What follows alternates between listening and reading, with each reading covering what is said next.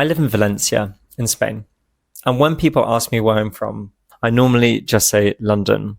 But the reality is, I'm actually not really a Londoner. I'm from a small town just north of London in a county called Hertfordshire. But no one has ever heard of my town, even in the UK, nor the neighbouring city. So essentially, I just say I am from London. I moved to London after university, and I lived there for over a decade, although I had a couple of years here and there living abroad as well. But although I thought the city was an amazing city, I also was quite happy to leave at the end of that time. And that's what this episode is about. I'm going to talk about some of the best things about London, some of the things that I feel like I need to defend about London and the UK in general, and also about the reasons that I eventually decided to leave. But before that, welcome back to English and Beyond, the intermediate version of the podcast. I've been so busy this week on the Spanish side of the business that I haven't had time to write, that I haven't had time to develop a proper script for this episode. As always, there is a free transcript available for this episode, which might be really important with this one because it might be meandering, it might be without a clear structure. So you can find that transcript, you can find vocabulary flashcards for the episode, a vocab list, and also a couple of vocab games at morethanAlanguage.com. My name is Oliver. I am an English and Spanish and sometimes Latin teacher. And if you want to send me an email, you can do so at oliver@morethanAlanguage.com. So there are a couple of things straight off that I feel like I need to defend about the UK and especially about London. Now, when I talk to people in Valencia, when I talk to people in Spain about where I'm from, they always say two things to me. One, aren't you lucky to have escaped the London weather? Two, aren't you lucky to have escaped British food? And they may, to an extent, be right. We'll see whether I can convince you otherwise. To take food first, I think personally, and I know this is a controversial opinion for everyone else in the world, but I actually actively quite like British food. It's not even that I think it's just unfairly maligned, unfairly criticized. I actively like it. And I think that the thing that often is not understood about British food is that it's true that it is much more for comfort eating, which I think makes sense because, as we'll talk about with the weather, it isn't the warmest country in the world. And so sometimes you want something nice, simple, convenient, and tasty. And I think British food is really good at that. But I think there are some things in British food that are legitimately just really good. My favorite breakfast in the world is an English breakfast, or Scottish breakfast, as my mother would say. I also love scones. Scones with jam and clotted cream is an amazing afternoon snack option. Similarly, from the same region of the UK, from Cornwall, I love Cornish pasties. Cornish pasties are so convenient and they are delicious. I think that they are amazing if you find a good one. And then, you have things that I recognize are not the most impressive kind of gastronomical inventions, but again, comfort food like shepherd's pie, I think is really, really good. It's something ridiculous I read an article about this week, jacket potatoes, which you can combine with anything and are so easy. Most importantly, the thing I genuinely miss about the UK in terms of food were two things, really. The first is sandwiches. If you go to a supermarket in the UK or a sandwich bar, then you can find like that a really, really nice sandwich, really good quality. In Spain and other European countries, that's just not the case. The kind of on-the-go lunch options in Spain are way worse. And yes, I know that's because people in Spain respect food and they cook proper lunches. But sometimes if you are busy and in a rush, then you just want something tasty, relatively affordable, convenient. And I think sandwiches in the UK are really, really good. So I do miss that. And in general, lunch options, kind of lunch options where you're not cooking at home. And then secondly, because the UK's food culture is not the most respected in the world, we could say, and because I think that we are quite adventurous in terms of the things that we like to eat, we have food from all over the world available in the UK. And I think you can really tell, not just in restaurants, where I think kind of if you want Indian or Chinese or Thai food, the options in London are way better than in lots of other continental European cities. But also the selection in the supermarkets is really, really good if you want kind of not even exotic, but like slightly unusual food. In Spain, at least, that's really hard to find. So something like halloumi cheese from Cyprus, that is really, really hard to find in Spain. You have to go to like a specialist market, that kind of thing. And then lastly, and I recognize I'm spending too much time on food, I think the other reason that people think food is so bad is that when lots of tourists come to London, one of the first things they want to do, and I speak from experience, is go to a traditional British pub. And the trouble with that is that they will often choose one of the first ones that they see on the street. And that will often be, no disrespect to them, please don't sue me, a Wetherspoons.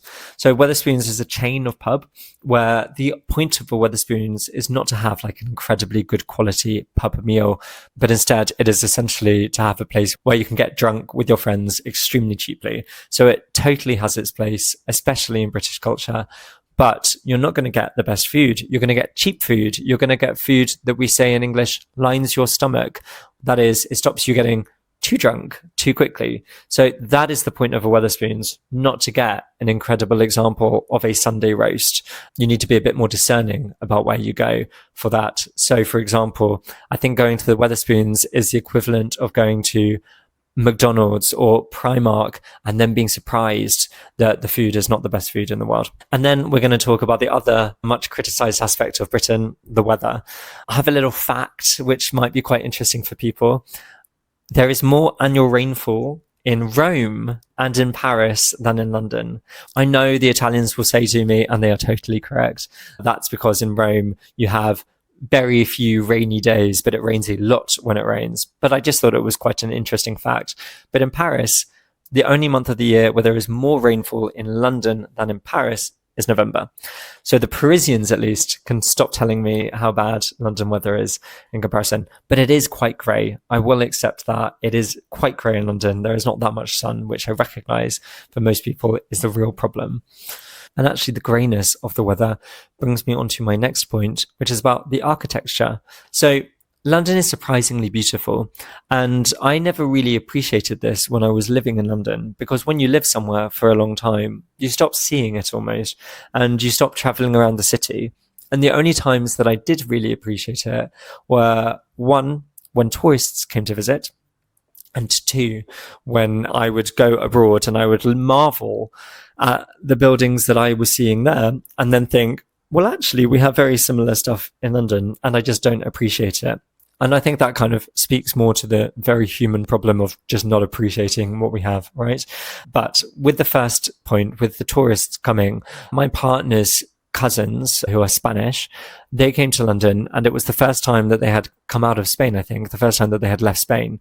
And they could not get over things that were totally ordinary to me, like terraced houses. Instead of blocks of flats like we have in Spain much more often, terraced houses in little London streets in the north of London.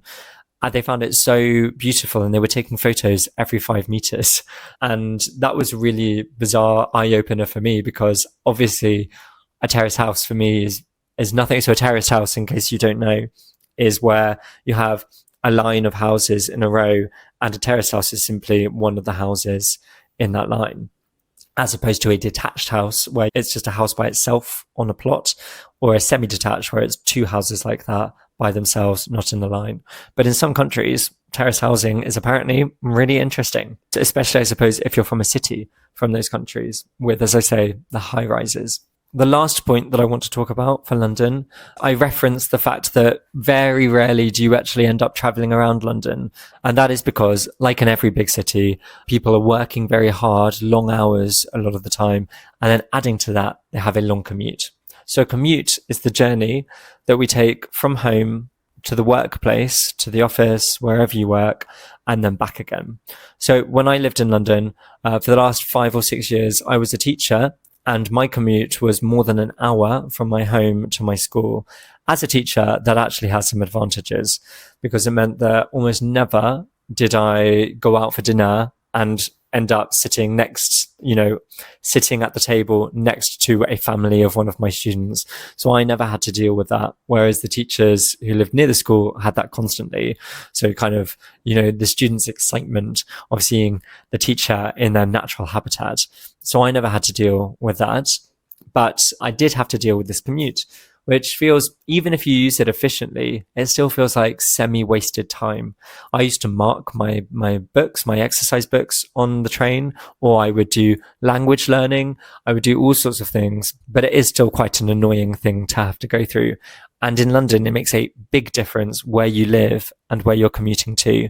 The London Underground, the Tube, to my knowledge, is the first subterranean metro system in the world. And you can tell because in the older lines, there is no Wi-Fi, no internet connection at all on the trains, no air conditioning, or no air conditioning that you can actually notice, at least. What you do see occasionally is a very old, sad-looking fan at the station, just blowing the hot air around. And it is quite hellish in the summer in some of the older lines. I used to live on the Jubilee line, and the Jubilee line was quite modern. I lived for 3 months only in Bethnal Green on the Central line, and that was absolutely terrible. It was, you'd get on the train, everyone would be dripping in sweat. You'd be pushed in like sardines, we say. You'd be standing on the platform first, waiting to be able to get on a train, and you wouldn't be able to get on the first or second train. And then you'd push into the train. People would push in behind you. Obviously, you'd have your face in someone else's armpit, and it was just a thoroughly unpleasant experience. Whereas if you live on a more modern line, it's okay. So it kind of depends on how lucky you are with your commute, because obviously most people at some point change jobs. And that actually, the commute brings me to my final point. And this is the biggest reason why I left London.